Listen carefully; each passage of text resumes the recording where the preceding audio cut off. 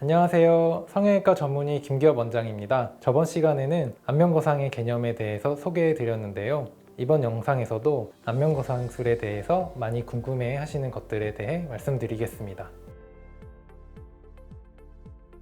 제가 15년 전 처음 이 수술을 시작할 때만 해도 50에서 60대에서 많이 하셨어요. 그런데 지금은 연령층이 좀 내려가서 40대 후반에서 50대 중후반이 제일 많이 하시는 것 같습니다.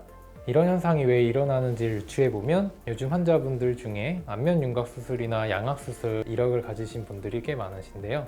이런 분들은 남들보다 얼굴살이 일찍 처지는 현상이 발생합니다. 얼굴 골격이 줄어드니까 어쩔 수 없이 그걸 덮고 있는 피부랑 근육들이 함께 처지게 되는 것이죠. 그래서 이런 분들은 좀 더 얼굴 라인을 예쁘게 가꾸기 위해서 안면 거상술을 하시면 효과가 좋습니다. 같은 이유로 20대에서 30대 분들도 병원을 굉장히 많이 찾아주시는데요. 너무 젊었을 때 하면 효과가 안 좋은 거 아닌가? 라고 생각하실 수도 있지만 오히려 회복력이 좋고 그래서 수술 후에 문제가 발생할 확률도 아주 적고 만족도가 굉장히 높은 편입니다. 안면부에 주름이나 살이 처지는 것에 대한 고민이 있으시다면 바로 그 순간이 수술을 결정하기에 가장 좋은 시기라고 말씀드려도 될 것 같습니다. 안면거상을 수술하는 선생님들은 기본적으로 스마스 박리와 유지인대 박리에 대해 많이 설명하십니다. 안면거상 수술에서 저 역시도 이 부분을 가장 중요하다고 생각합니다.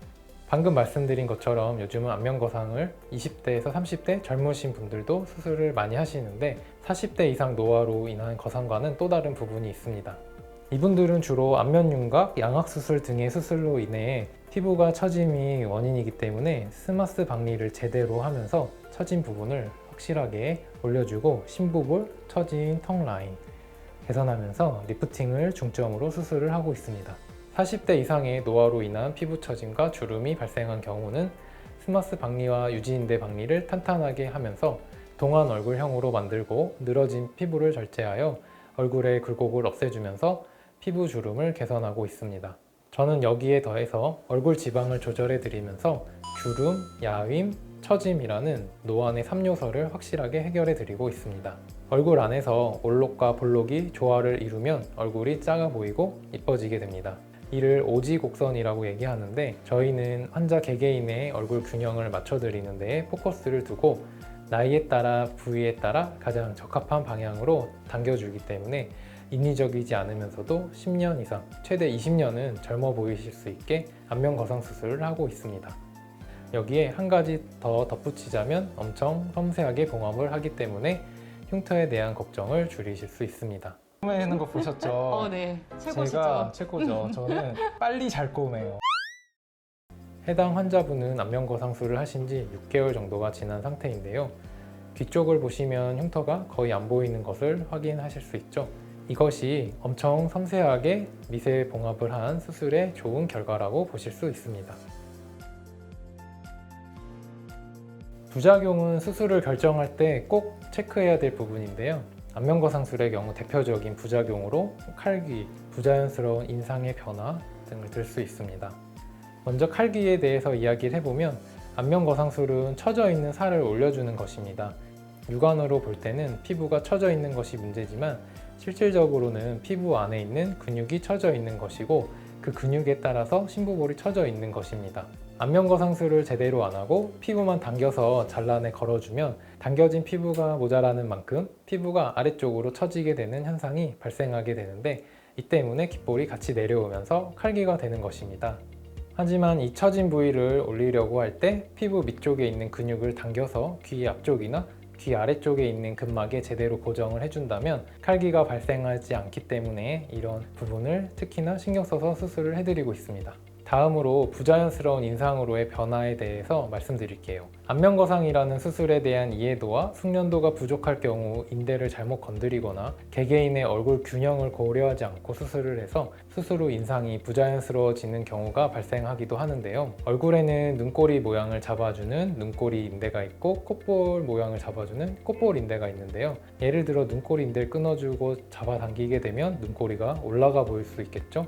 하지만 제대로 된 안면 거상술은 눈꼬리 인대와 콧볼 인대를 건드리지 않고 수술을 하기 때문에 수술 직후에는 눈꼬리와 콧볼이 약간 올라가 보일 수 있지만 안정기에 접어들면 인대가 온전히 유지되고 있기 때문에 눈꼬리나 콧볼의 변화 없이 수술을 할 수 있습니다. 수술하면 보조개의 위치가 달라질 수 있어요. 피부를 뒤쪽, 위쪽으로 당겨주게 되니까 그쪽 방향으로 바뀌게 됩니다. 지금 보조개 위치가 마음에 드시는 경우에는 최대한 위치를 유지하면서 수술을 해드리고, 간혹 보조개를 없애고 싶어 하시는 분들은 보조개를 수술하면서 없애는 것도 가능합니다.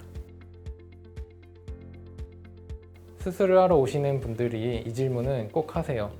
특히 나이가 40에서 50대이신 분들은 또 수술을 해야 하는 것이냐고 물으십니다. 사실 안면거상술이 큰 시간과 비용을 들여서 수술하는 것이니만큼 그 지속기간이나 효과가 굉장히 중요하신 것 같아요. 안면거상을 한다고 무조건 오랜 시간이 유지되는 것은 아니지만 저는 정확하고 광범위하게 스마스층과 유지인대를 박리하고 적절한 방향으로 리프팅 시켜드리고 있기 때문에 최대 20년 이상 유지기간을 자신있게 말씀드릴 수 있습니다. 수술하지 않고 자연스레 노화되는 속도가 시속 80km 정도라고 한다면 안면거상술로 인해 10년에서 20년은 젊어지실 수 있으시고 이후에도 튼튼하게 잡아놓기 때문에 시속 30km의 속도로 노화가 진행된다고 이해하시면 될 것 같습니다. 수술을 받으신 당일은 회복실에서 충분히 쉬신 후 귀가하시고 그날은 충분한 휴식을 취하는 게 좋습니다. 다음날 경과 체크 후 가볍게 얼굴에 밴드를 하시고 귀가하신 다음에 실밥 제거는 수술 후 5일에서 7일 사이 하시게 되고 그때부터 바로 머리를 감는 것과 샤워하는 것이 가능하십니다. 멍은 보통 위에서 아래로 목 부분을 타고 흘러내리면서 점점 사라지게 되는데요. 환자분마다 회복력이 달라서 차이는 발생하지만 보통 1에서 2주 사이에 사라지게 됩니다. 식사는 수술 다음 날부터 가능하신데 수술 초반이라 입이 잘 안 벌어지실 수도 있기 때문에 미음이나 죽으로 식사를 시작하시는 게 좋고 이후에는 지나치게 맵고 짠 음식을 피해 주시고 수분 섭취는 필요한 만큼만 해주시는 게 좋아요. 수술 후 얼굴의 붓기를 최소화하기 위한 지침입니다. 간혹 수술 후 붓기를 빼기 위해 라식스라는 이뇨제를 먹는 경우도 있는데요. 저는 붓기가 심하지 않으면 따로 권해드리고 있지는 않습니다. 제가 수술해드리는 환자분들을 보면 보통 수술하고 일주일 후부터는 일상생활을 하시는데 전혀 지장이 없고 2주차부터는 가벼운 운동이 가능하시고 4주차부터는 수영이나 등산과 같은 스포츠도 즐기실 수 있습니다. 저는 일반적으로 모든 수술의 회복 기간은 6개월 정도라고 이야기합니다. 모든 과정이 지나 자연스럽게 자리를 잡는 시간까지 6개월 정도 걸리신다고 보시면 됩니다. 구독과 좋아요. 지금까지 안면거상에 대해서 실제 환자분들이 많이 궁금해하시는 부분들에 대해서 알려드렸는데요.